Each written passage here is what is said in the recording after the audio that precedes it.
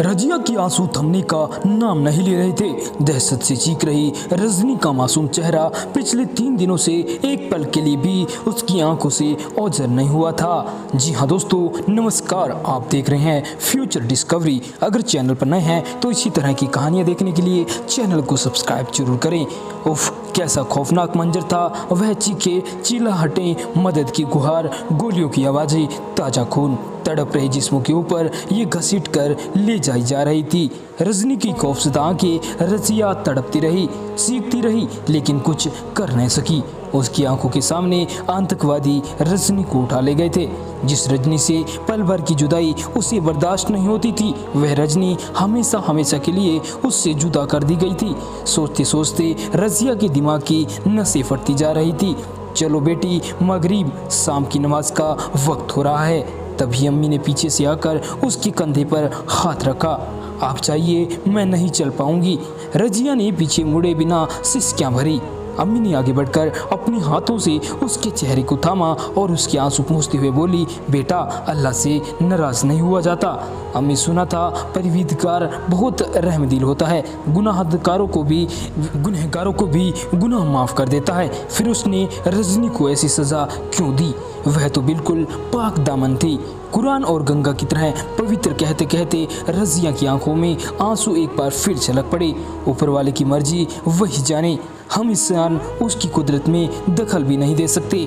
अम्मी ने हाथ ऊपर उठाकर दुआ मांगी।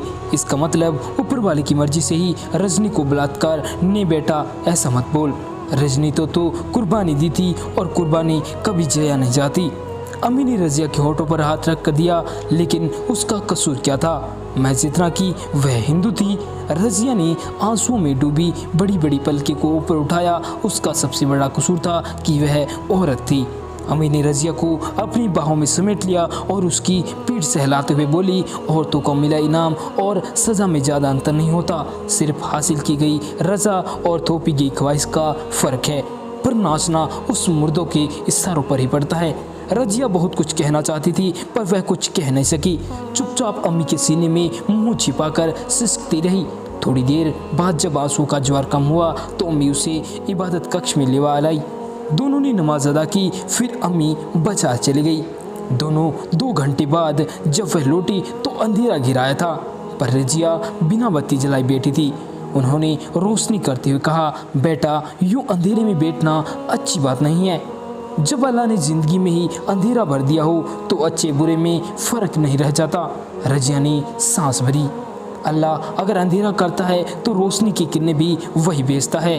अम्मी ने करीब आ रजिया के सिर पर हाथ फेरा। फिर बोली, मौलवी साहब मिले थे, उन्होंने तेरे लिए एक पैगाम भेजा है। कैसा पैगाम? उनके खालाजात भाई उधमपुर में इमाम हैं। उनका लड़का शहरयार बहुत ही जहीन है, कई मुल्क घूम चुका है।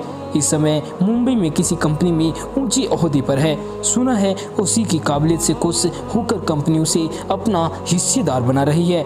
अम्मी ने बताया, आप यह सब मुझे क्यों बता रही हो? रजिया झल्ला उठी। बेटा, शहरयार आजकल कश्मीर आया हुआ है। उसने तुझे कहीं देखा तो पहली नज़र में ही पसंद कर लिया। वह कल तुझसे मिलने आ रहा है। 2 दिन बाद वह लोग तेरा निकाह करना चाहते हैं। अम्मी जान, रजिया उछल कर खड़ी हो गई और तड़पते हुए बोली, अब रजनी की चिता की आग भी ठंडी नहीं हुई और आप मैंने cut cut cut cut cut अभी रजनी की चिता की आग भी ठंडी नहीं हुई है और मैं अपने सुहाग की सेज सजा लूं। क्या मैं इतनी खुद गर्ज हूं? आपने ऐसा सोच भी कैसे लिया? मेरे निकाह की बात करने से पहले आपकी जुबान जल क्यों नहीं गई? गुस्से से रजिया का जिस्म थर थर काँप रहा था और सांसें धोंकने की तरह फूलने लगी। अम्मी ने उसके चेहरे पर हसरत भरी दृष्टि डाली। फिर सांस भरते हुए बोली, तेरे अब्बू की मौत के बाद एक एक करके सारी जायदाद बिकती जा रही है, पर मैंने तुझे कभी किसी चीज़ की कमी महसूस ही नहीं होने दी। अब केवल ये मकान बचा हुआ है, सोचा था इसे भी बेच दूँ, फिर धूमधाम से तेरी शादी कर किसी मज़ार पर जारिन की तरह ज़िंदगी काटूंगी। लेकिन घर बैठे बिना दहेज के इतना अच्छा रिश्ता आ गया तो मैंने कैसे कर देती। पर अम्मी, मैं तेरे दिल का हाल जानती हूँ, पर मुझे यकीन है कर कट कट कट कट पर यकीन कर, मैंने सिर्फ इस मकान को बचाने के लिए नहीं, बल्कि ये रिश्ता है ही बहुत अच्छा। मेरी गलती सिर्फ इतनी है कि मैं बाहर को अपने बेटे के गुलशन में आने से मना न कर सकी।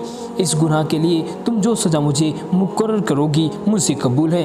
कहते कहते अम्मी के भी सब्र का पैमाना छलक पड़ा और वह फफक फफक कर रो पड़ी। आंसू की बाढ़ में यदि इंसान डूबता है तो दिल का बोझ हल्का कर दरिया भी पार कर जाता है। यही हुआ। अम्मी की मजबूरियों और दलीलों के आगे रज़िया कमज़ोर पड़ती चली गई और उसे निकाह के लिए हामी भरनी पड़ गई। रात में जब वह बिस्तर पर लेटी तो आंखों में नींद की बजाय रजनी का खूबसूरत चेहरा था। रज़िया और रजनी सिर्फ नाम का फ़र्क था, वरना दोनों की आदतें एक पसंद नापसंद, एक खुशी ना खुशी एक। दोनों साथ खेलती, साथ पढ़ती और साथ छुट्टियां मनाती। शादी के बाद क्या तेरा मेरा साथ छूट जाएगा? एक दिन रजनी ने अपनी खूबसूरत आंखों को रज़िया के चेहरे पर टिकाते हुए पूछा। तेरा मेरा साथ तो मरने के बाद भी नहीं छूटेगा, रज़िया ने वास्तव में किया, लेकिन हमारी शादी पता नहीं कहाँ कहाँ हो। रजनी की आंखों में आशंका की बादल तैराए। तू चिंता मत कर, मैं तेरे ही दूल्हे से शादी कर लूँगी, फिर सदा साथ रहेंगे। रज़िया उसकी नाक पकड़ खिलखिला पड़ती। रजनी ने जब यह बात उसकी अम्मी को बताई वह हंस पड़ी। ऊपर वालों ने तुम्हें दोनों को भाई नहीं दिए, वरना मैं तेरी अम्मी से तुझे मांग लेती और हाथ जोड़कर कहती मेरी रज़िया को अपने घर में पनाह दे ताकि तुम दोनों साथ का हमेशा बना रहे। यूं ही हंसते खेलते दिन बीत रहे थे। दोनों सहेलियों ने MSc कर लिया था। 4 दिन पहले ही श्रीनगर के कॉलेज में लेक्चरर के पद हुए साक्षात्कार देने गई थी। वापस लौटते समय एक मोड़ पर बस ड्राइवर ने तेजी से ब्रेक मारा। सामने सड़क पर कटा हुआ पेड़ हुआ था। Cut cut cut. सामने सड़क पर एक कटा हुआ पेड़ पड़ा हुआ था। इससे पहले कि कोई कुछ समझ पाता, कई हथियारबंद नकाबपोश बस के भीतर घुस आए। सभी यात्री को नीचे उतारा। उन्होंने स्त्री पुरुष कर 2-2 पंक्तियां बनवाई। फिर कमांडर के इशारे पर उनकी मशीन गनें आग उगलने लगी। न कोई गुनाह, न कोई दुश्मनी और न ही कोई शिकवा, न शिकायत, न कोई अदालत, न कोई दरख्वास्त, बस एक तरफा न्याय। और पलक झपकते ही जगते जागते इंसानों को रूहें उनके जिस्म से जुदा कर दी गई। रज़िया से तबाही का मंजर देखा नहीं गया। आंखें बंद कर वह रजनी से लिपट पड़ी। थर थर कांप रही रजनी भी उसकी बाहों में सहारा ढूंढने लगी। ए छोकरे, तेरा नाम क्या है? तभी एक नकाबपोश ने रज़िया के कंधे पर हाथ मारा। रज़िया कांपती जुबान से अपना नाम बताया और तेरा नकाबपोश ने रजनी के कंधे पर हाथ मारा। रजनी 3 अक्षरों के उच्चारण में रजनी की पूरी शक्ति खर्च हो गई और पूरा जिस्म पसीने से नहीं उठा। कमांडर दोनों को लिए चलता है। नकाबपोश रज़िया और रजनी की कलाइयाँ थामते हुए अपने सरदार की ओर देखा। कमांडर ने रज़िया को ऊपर से नीचे तक घूरा और फिर उसे छोड़ देने का इशारा किया। हुजूर, नायब, ऐसी मोती मिलना मुश्किल है, साथ ले लेंगे तो जश्न में 4 चांद लग जाएंगे। नकाबपोश ने समझाने की कोशिश की। भयभीत हिरनी सी रज़िया ने कमांडर की ओर देखा। नकाब से झांक रही उसकी आंखों से पल भर के लिए असमंजस के चिन्ह उभरे और फिर अगले ही पल उसने दोबारा रज़िया को छोड़ देने का इशारा किया। कमांडर, ऐसा तोहफा दोबारा मिलना नंबर 5। तुम हुक्म दिली कर रहे हो, इसका अंजाम तुम जानते हो।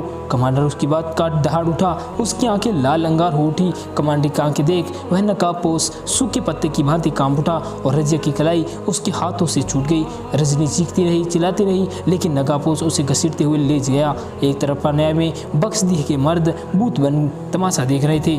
रज़िया ने हाथ जोड़ जोड़कर उनसे रजनी को बचाने की गुहार करती रही, लेकिन किसी के भी जिस्म में जुम्बिश बचाने की गुहार कर रजनी चीखती रही, चिल्लाती रही, लेकिन नकाबपोश उसे घसीटते हुए ले जाने लगे। एक तरफ अन्याय में बख्श दिए गए मर्द बूत बन गए तमाशा देख रहे थे। रज़िया ने हाथ जोड़ जोड़कर उनसे रजनी को बचाने की गुहार करती रही, लेकिन किसी के भी जिस्म में जुम्बिश नहीं हुई। रज़िया समझ गई कि नामर्दों से मर्दानगी की उम्मीद करना बेकार है। वह क्रुद्ध सिंहती की भांति रजनी को घसीट रहे नकाबपोश पर झपट पड़ी, लेकिन कमांडर ने हाथ पकड़ उसे रोक लिया।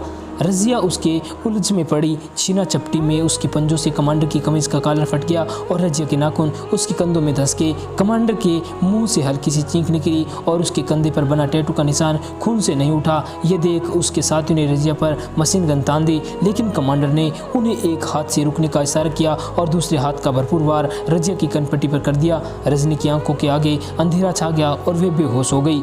जब होश आया तब वह पुलिस वालों के बीच थी। रजनी को ढूंढने की बहुत कोशिश की, लेकिन सफलता नहीं मिल पाई। 2 दिन बाद उसकी छत विक्षत लाश एक खेत में पड़ी थी। सोचते सोचते पूरी रात आंखों में ही कट गई। रज़िया का दिल जार जार हो रहा था, पर अम्मी को दिए गए कॉल के आगे वह मजबूर थी। सुबह शहरियार जल्द ही आने वाले थे, अतः न चाहते हुए भी उसे तैयार होना पड़ा।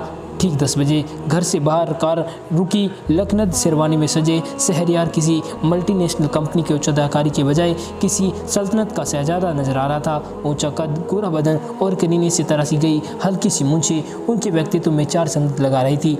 मैं आपको अपनी ज़िंदगी मान चुका हूँ, क्या आप मुझे अपनी ज़िंदगी में दाखिल होने की इजाज़त देना पसंद करेंगी? मौका देख शहरयार से धीमे से पूछा। रज़िया ने शहरयार की ओर देखने की कोशिश की पर लाज से उसकी पलकें झुक गई। ऊंचा पद, शाही खानदान, बेहतरी तहजीब और कामदेव सा रूप, शहरयार बिना इजाज़त ही उसकी ज़िंदगी में दाखिल होने लगे थे। इनका का सवाल ही नहीं उठता। बधाइयों की बीच मौलवी साहब ने अगले दिन निकाह का समय तय कर 24 घंटों के भीतर ही सुर्ख लाल जोड़े में सजी रज़िया की शहरयार की हो गई। सनीमून के लिए शहरयार ने दिल्ली का चुनाव कर रखा था। निकाह के बाद फ्लाइट पकड़कर वह 2 घंटे के भीतर दिल्ली आ गई। दोस्तों, अगर आप रज़िया की शादी के बाद की कहानी जानना चाहते हैं तो चैनल को सब्सक्राइब करके बेल आइकन को दबा दें और इसी तरह की लेटेस्ट अपडेट पाते रहें और ऐसी कहानियाँ पाते रहें।